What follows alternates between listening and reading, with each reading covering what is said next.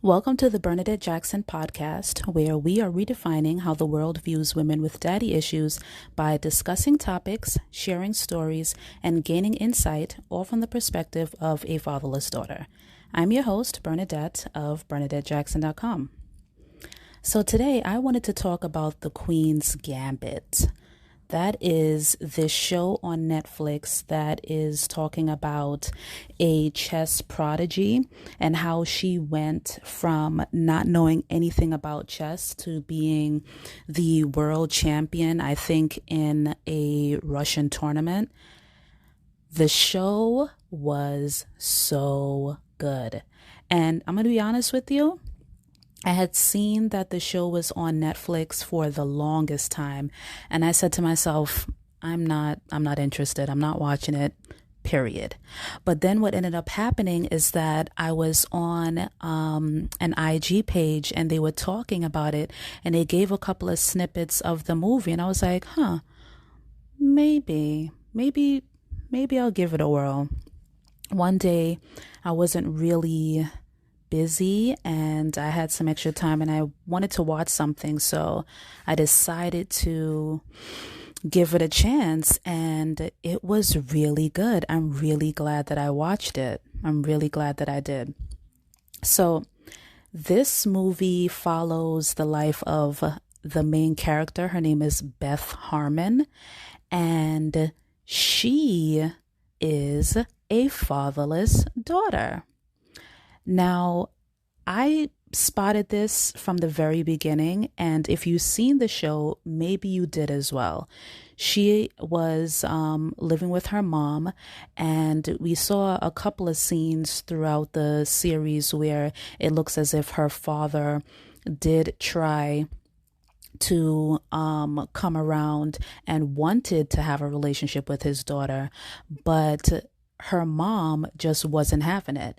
I don't know what happened in their relationship prior to the scenes that we saw, because the mom just seemed like she was adamant that the father should have absolutely nothing to do with their daughter.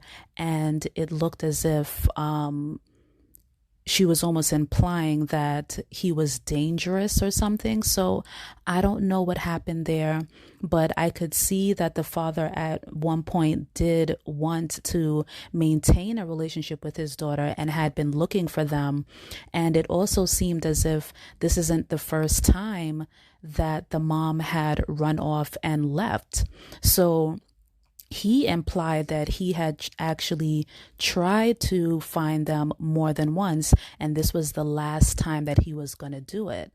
And the fact that we saw that Beth actually witnessed that scene between her parents was, to me, really telling of the type of trauma that was going to play out later on in very interesting ways. So shortly after we see that, then the mom ends up committing suicide with Beth in the car. I can't even fathom how Beth must have felt when she realized what was happening, because as you go through the series, you realize from the memories that we can see Beth having that her mom was clearly mentally unstable. And if this was an example of what having a complicated relationship with your mother is like, I can't think of a better example, to be honest with you. Her mom seemed to have a lot of manic episodes in some of the scenes that we were seeing, the little snippets, and then to end it off with her just killing herself in the way that she did, it was really, really heartbreaking for me, because there was so many other choices that she could have made. And it's almost as if she wanted for them both to be gone. It's like, why would you kill yourself in that way with your daughter being in the car? It's like, what could have possibly been going on with her where she thought that that was the only recourse that she had? But anyway, Beth then went to live in an orphanage, and while she was there, she met another orphan named Jolene, and from the very beginning of her time at the orphanage, she and Jolene became really good friends to the point where they were almost like sisters. While she was at the orphanage, she stumbled across a janitor named Mr. Scheibel, and he is the one who actually taught her how to play chess. Now, this miniseries had so many different little innuendos and like things in it that really they didn't want to focus on, but it seemed as if it was like really interesting.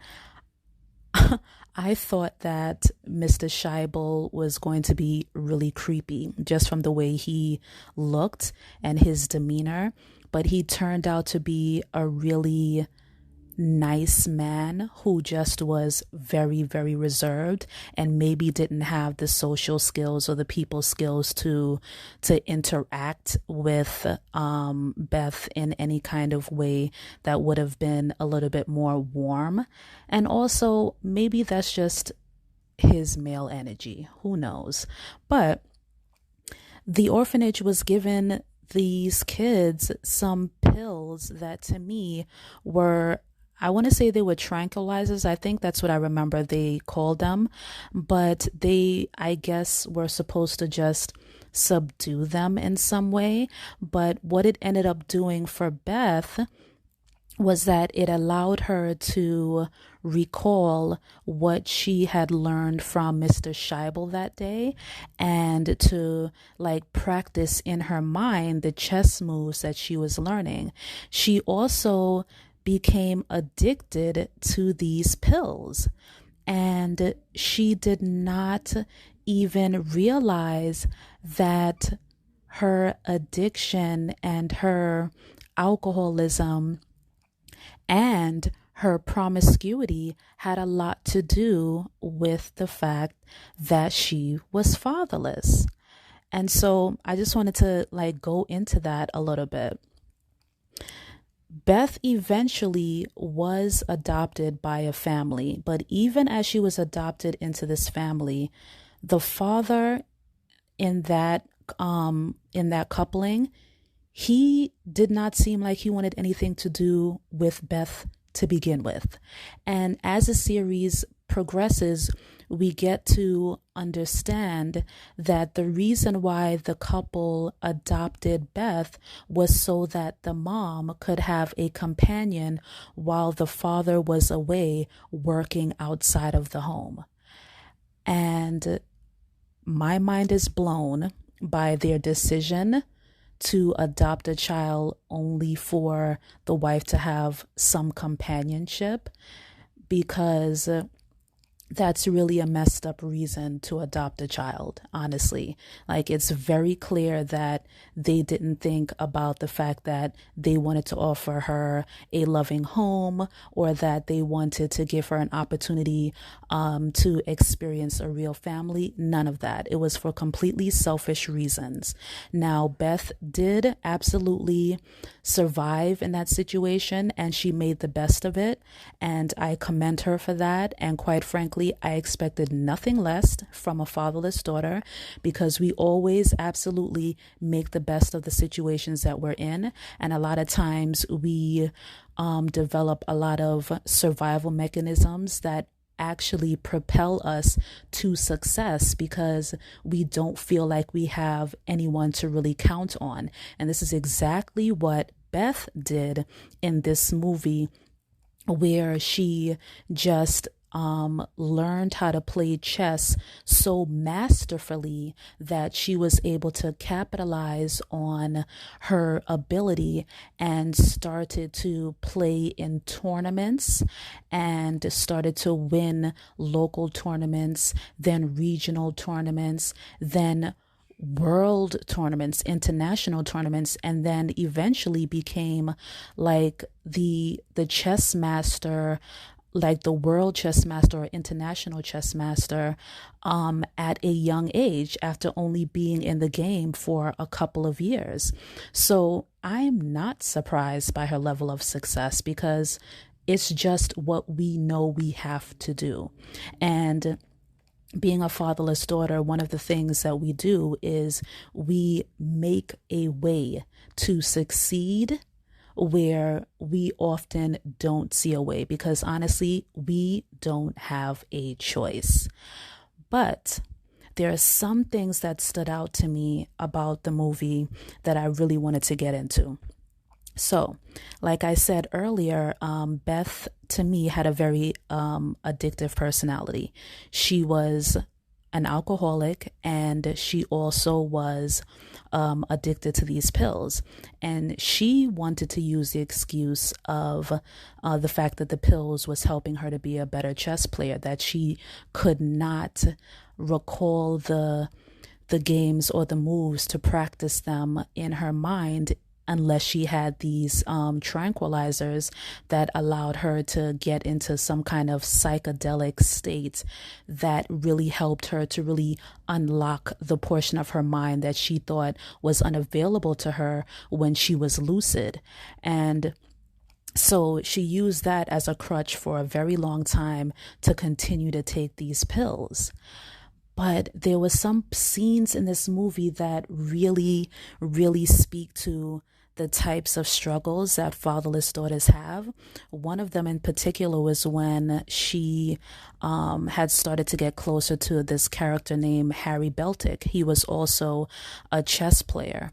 And he started to like her, and I think that at one point he really wanted to be in a relationship with her. And he was in town for maybe a couple of months, and I don't remember what it was for, but he was in town for a couple of months, and he was going to just rent an apartment and stay downtown, but Beth had offered him to stay in her house. And in staying there, they played chess together. Obviously, they talked and stuff like that. But there was this one time where they were drinking, laughing, and it turned into a sexual encounter.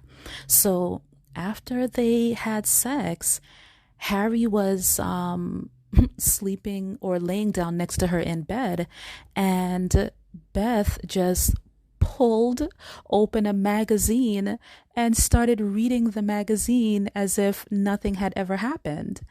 And Harry was just confused. I'm sure he thought that they were going to cuddle. I'm sure he expected her to be warm and inviting and for the moment to continue, but she was done. Like, after the sexual experience, she was done. She started smoking a cigarette. She was looking through the magazine. She was looking at him like, what's going on? Is there still something happening here? And I'm telling you, in that scene, if struggling with intimacy in relationships was a person, it would have been Beth Harmon in that scene. That is a classic example of the kinds of struggles that we have in relationships. Not knowing anything about how to interact in moments like that outside of sex, She had absolutely no issue with giving her body to whoever wanted it, to whoever showed interest. Now, she wasn't out there like throwing herself at people, but if someone showed her interest and he wanted to have sex, she was down. She did not say no. And it's just so interesting to me to see it played out in the way that it was. So now we're thinking about like, okay, there's a couple of different things here that, Beth has going on. She has the addictive personality. She definitely struggles with intimacy in relationships and everything. She's brilliant. I don't want us to forget that. But then there's also the coalition that she built. And this is the part of the movie that I really, really enjoyed seeing. Our coalition, the people who we end up choosing as our family, as our support system, is so incredibly important. And through the years, like through her experiences with chess and the tournaments that she won and everything, she got to build relationships with other chess players who didn't really want anything from her except to see her win, except to, just be there for her for different things. One of those people was Benny Watts. I thought that they were going to end up being together and that it was going to be like a happily ever after kind of thing. And honestly, this is just who I am, okay? Like, I can't change that. I really love a good love story. I was rooting for it. I was really hoping for it because he seemed like he was able to really help her to control her addictions, and he was good for her in that he told her exactly what she needed to hear, and it was coming from a place of love, not criticism or judgment. But they ended up just being friends, and you know what? That's good too, because she still had that from him. So she built up this coalition with all of these different people, and then the last episode where she was playing the game of her life that would have just resulted with her being like the international chess champion, I think, all of her friends came together over the phone to walk her through how she was going to beat who was currently like the world chess champion at the time. And when I say that I had tears in my eyes at that scene, okay? Because I cannot ever get over when people show up for someone else, especially for fatherless daughters. Okay, like there are just so many times when people just don't show up for us at all. And a lot of times we really need that, and we don't know how to express it. We don't know how to say that this is what we need, but it's something that we're yearning for. So when friends come together or family comes together and shows up in our time of need without being asked, it always touches me. When they called her in Russia, okay, in 1920, when this movie, I think, was supposed to be based from, do you know that they had to collect to Russia, how much money that must have been? But to have them all there on the other line, just saying that we studied all of your opponent's games, this is what we think you should do, we've been up all night debating it, here's the steps, we want you to, to play it out. I mean, I cried, honestly, because that is exactly what you want in your life. I've talked about this in a previous episode about building your coalition and how important it is to have people who see you, who understand who you are, who can meet you in your darkness and pull you out into the light, who inspire you and motivate you. Those type of people really help you to feel like you are chosen, because we often don't feel chosen by our fathers. So that scene really got me. And I really, really enjoyed watching this little mini series. And if you haven't seen it, you should go and watch it. It was really good.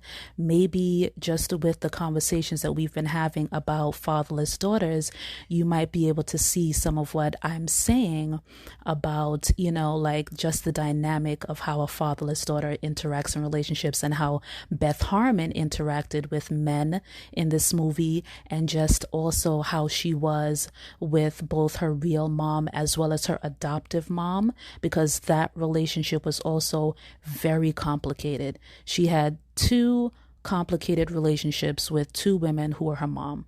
And it was just so interesting to see that a lot of the different fatherless daughter trigger points that usually play out in our lives were showcased in this mini series in such an interesting way. So that's it. That's my commentary for the Queen's Gambit. And if you're interested, continue listening. I think I'm going to be doing this a lot more often because I really enjoy talking about shows and movies that I've seen that has either a lead or a supporting character that's a fatherless daughter, and just how it actually plays out in terms of the development of their character. I'm really enjoying these little talks here. So if you want to comment, or if you also have an idea, or if you have anything to say about what we talked about here today, I'd love to hear it. You can reach me in the DMs at Bernadette N. Jackson. That's BernadetteNJackson. So that's it. I'm signing off. I will see you in the next one. Bye.